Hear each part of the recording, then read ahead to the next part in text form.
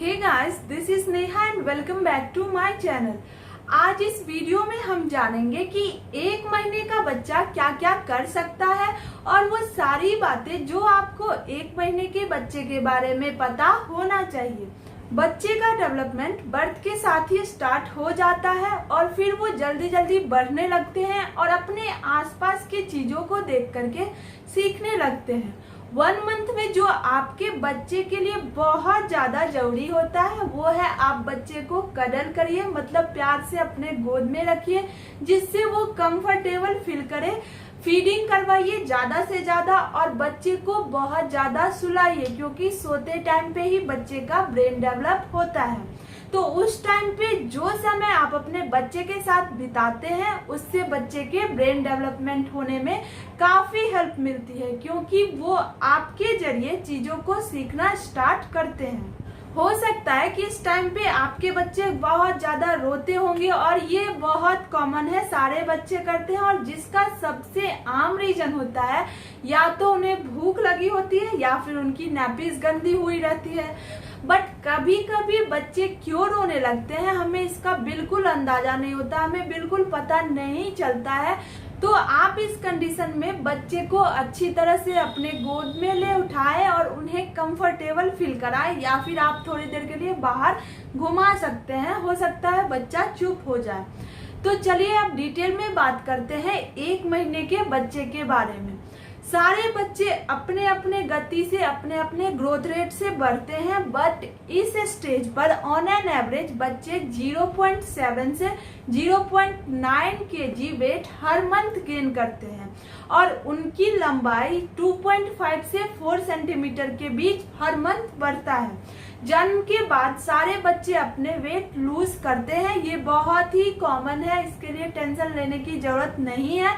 लेकिन एक हेल्दी बच्चा जन्म के 2 से 3 वीक बाद, मतलब कि 2 से 3 हफ्ते बाद, 15 दिन बाद बर्थ वेट गेन कर लेते हैं और फिर उनकी वेट बढ़ती ही जाती है, फिर वो इंक्रीजिंग ग्राफ होता है उनके वेट का। तो समझ लीजिए आपका बच्चा हेल्दी है।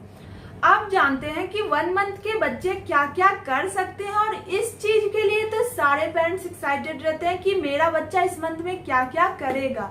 तो 1 मंथ के ज्यादातर बच्चे अपने अंगूठा को चूसने लगते हैं या फिर किसी और फिंगर को चूसने लगते हैं। अगर भूख लगी होती है तो आपको दिखेगा कि वो दूध पीना चाहते रहते हैं और अगर आप उनके हाथ में कुछ पकड़ा देते हैं तो उसको अपने पकड़ में अच्छी तरह से वो बच्चे लेना चाहते रहते हैं। कई बार क्या होता है जब आप उसको बेड पे सुलाओगे तो वो अपने एक पैर को दूसरे पैर पे चढ़ा लेंगे और वो अपने दोनों आंख को किसी एक जगह स्थिर करके देखना स्टार्ट कर देते हैं, मतलब फोकस करते रहते हैं किसी एक चीज पे। और जब आप उसके पास किसी मूविंग ऑब्जेक्ट को ऐसे ले जाओगे तो वो उसको फॉलो करना स्टार्ट कर देते हैं।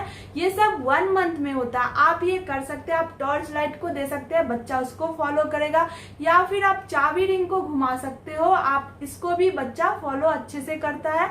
ये इसमें बहुत ज्यादा एंजॉय होता है बच्चों का भी और आपको भी बहुत ज्यादा अच्छा लगेगा। सबसे जो इम्पोर्टेंट चीज है कि उन्हें अभी चीजों की तरफ देखने से ज्यादा अच्छा लगता है लोगों के फेसेस को देखना। उन्हें पेरेंट्स के फेसेस या फिर जितने भी घर में लोग हैं उसे देखने में ज्यादा अच्छा लगता है। तो इस टाइम पे अगर आप बच्चे को 45 सेंटीमीटर के दूरी पे रखते हैं तो वो आपके आंख की तरफ देखेंगे क्योंकि उस टाइम पे उनकी विजन 45 सेंटीमीटर के दूरी तक ही होता है। कुछ बच्चे तो अपने पेरेंट्स को इसी एज पे जानने लगते हैं और वो हमेशा अपने पेरेंट्स के पास ही रहना चाहते हैं।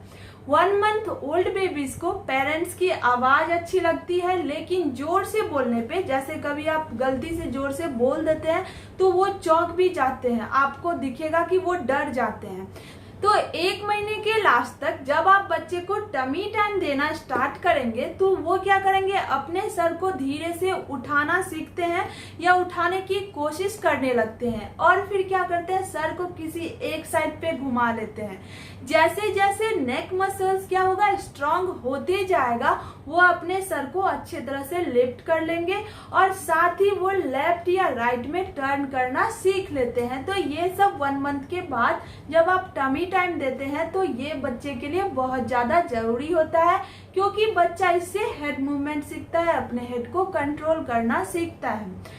इस टाइम पे बच्चे को जब भूख लगती है या फिर किसी भी चीज से उन्हें अनकंफर्टेबल फील होता है तो वो जोर जोर से रोने लगते हैं। लेकिन अगर बच्चा खुश रहता है, मतलब अच्छी तरह से पेट भरा हुआ हो, उसे गर्मी नहीं लग रही हो, अगर समर की सीजन है तो बच्चा क्या करता है, किलकारी निकालता है। आप लोगों ने भी सुना होगा, इसे ग्रुगल साउंड कहते हैं। वो ज्यादा क्या होता है, खुश होने के बाद बच्चा निकालता है। अगर आपने नोटिस नहीं किया है तो आप गौर करिए और अपने बच्चे के इस साउंड पे रिस्पॉन्ड करिए। मतलब कि जैसे ही वो बोलता है तो आप भी रिएक्ट करिए, आप भी स्माइल कीजिए, आप भी उसके साथ बात करने की कोशिश करिए, तो बच्चा और भी ज्यादा खेलेगा। 1 मंथ के होते होते कुछ बच्चे जब रोते हैं, उन्हें भूख लगती है, तो वो खुद को उंगलियां या फिंगर को सक करके शांत कराना सीख लेते हैं। ये चीज तो सबने गौर किया होगा कि अगर भूख लगती है तो वो अपना ही अंगूठा पीने लगते हैं। अब बात करते हैं कि आप अपने बच्चे के ग्रोथ एंड डेवलपमेंट में किस तरह से हेल्प कर सकते हैं, बच्चे को किस तरह से इनकरेज कर सकते हैं। और एज अ पेरेंट्स ये बहुत जरूरी है कि आप बच्चे को टाइम दो, उसके साथ खेलो, जिससे उनकी डेवलपमेंट जल्दी जल्दी हो। तो सबसे पहला है स्पेंड टाइम। जितना हो सके ज्यादा से ज्यादा टाइम आप अपने बच्चे के साथ बिताएं, उनकी आंखों में देखिए और स्माइल करिए। इससे आप दोनों के बीच एक अच्छी बॉन्ड बनेगी, जो बहुत जरूरी होता है पेरेंट्स और बच्चे के बीच में। इससे बच्चा सेफ एंड सिक्योर फील करता है। अगर कभी डर होता है तो वो आपकी प्रेजेंस को पा करके वो फिर कंफर्टेबल फील करते हैं, वो डरते नहीं हैं। दूसरी इम्पोर्टेंट चीज है कि आप बच्चे के सामने जोर जोर से पढ़िए। आप बुक्स पढ़ सकते हैं, या फिर बच्चे को गाना सुना सकते हैं, या फिर आप बच्चे को लोरी गा के सुनाइए। अगर बच्चा नहीं भी समझता है तो भी आप गाना गा के सुनाइए, क्योंकि बच्चे को आपकी वॉइस बहुत अच्छी लगती है, आपकी प्रेजेंस अच्छी लगती है, और इससे धीरे धीरे बच्चे की कम्युनिकेशन जो होती है वो भी इम्प्रूव होती है। बच्चा जल्दी से बोलना सीखता है, अपने आप को एक्सप्रेस करना सीख लेता है। इसके साथ और भी बेनिफिट्स है, जैसे कि म्यूजिक बच्चे के सेंस को डेवलप करने में, उसे स्टिमुलेट करने में हेल्प करती है। बच्चा खुश और कंटेंट रहता है, म्यूजिक सुन के वो काफी ज्यादा खुश रहेगा और फिर वो किलकारी भी निकालता है। तो बच्चे के साथ खेलने से, उन्हें गाना गा के सुनाने से, उनके साथ बुक्स पढ़ने से एक अच्छा बॉन्ड बनता है, जो बहुत ही जरूरी है। तीसरी चीज है टमी टाइम। जैसे कि मैंने पहले भी बताया कि 1 मंथ के होते होते आप बच्चे को टमी टाइम देना शुरू करिए। यही सबसे बेस्ट टाइम होता है बच्चे को टमी टाइम स्टार्ट करने का। इससे बच्चे की नेक स्ट्रांग होती है और बच्चे अपने हेड मूवमेंट को सीखते हैं, क्योंकि आपने देखा होगा कि शुरू में हम बच्चे को इस तरह से पकड़ते हैं ताकि बच्चे का सर इधर उधर ना लुढ़के। तो शुरू में आप बच्चे को 1 से 2 मिनट के लिए टमी टाइम दीजिए और फिर धीरे धीरे आप इस टाइम को बढ़ा सकते हैं। लेकिन ध्यान रखने वाली बात है कि जब आप बच्चे को टमी टाइम दे रहे हैं तो आप बच्चे के पास ही रहिए, बच्चे पे नजर बनाए रखिए। जल्दी से जल्दी बच्चे को आप पलटा दें, जिससे उन्हें कोई भी डिस्कम्फर्ट ना हो, वो रोने ना लगे। शुरू में थोड़ा बच्चा रोता है तो आप 1-2 मिनट के लिए रखिए और जल्दी से बच्चे को पलट दीजिए। तो आपको अभी केवल इस 3 चीजों का ध्यान रखना, और इस तरह से आप बच्चे के ग्रोथ में हेल्प कर सकते हैं। और आप देखेंगे कि बच्चे भी इस सब को लेकर के काफी ज्यादा एंजॉय करते हैं, आपके साथ एक अच्छी बॉन्ड बनती है। धीरे धीरे बच्चे अपने पेरेंट्स को समझने लगते हैं और आप भी बच्चे को समझने लगेंगे। अब मैं आपको कुछ ऐसे लक्षण बताऊंगी, अगर आपको अपने बच्चे में ये कुछ लक्षण दिखे, यानी कि ये सब प्रॉब्लम दिखे, तो आप डॉक्टर से कंसल्ट करिए, उनकी सलाह लीजिए। इस कंडीशन पे आप डॉक्टर से जरूर पूछिए, क्योंकि इतने छोटे से बच्चे को लेकर के हम रिस्क नहीं ले सकते हैं। सबसे पहला है कि जब बच्चे में कोई भी प्रॉब्लम होती है या फिर बच्चे बीमार पड़ जाते हैं तो सबसे पहले वो दूध पीना बंद कर देते हैं। तो अगर आपका बच्चा दूसरे दिन के हिसाब से, मतलब पहले जैसे 8 से 10 फीडिंग लेता था, उस हिसाब से अगर दूध पीना कम कर दिया है तो आप अपने डॉक्टर से बात करें। सेकेंड है कि अगर बच्चा जरूरत से ज्यादा सो रहा है तो ये भी अच्छी बात नहीं है, तब भी बच्चे में कुछ ना कुछ की प्रॉब्लम है। आप बार बार उसे फीडिंग के लिए भी उठा रहे हैं तो भी बच्चा नहीं उठ रहा है, प्रॉपर फीड नहीं कर रहा है, तो ये भी दिक्कत है। आप इस कंडीशन में भी डॉक्टर से पूछें। थर्ड है कि अगर बच्चा अपने हाथ पैर बिल्कुल भी नहीं हिला रहा, कोई मूवमेंट नहीं है, कोई साइकिलिंग नहीं, तो आपको इस कंडीशन में भी डॉक्टर से बात करनी चाहिए।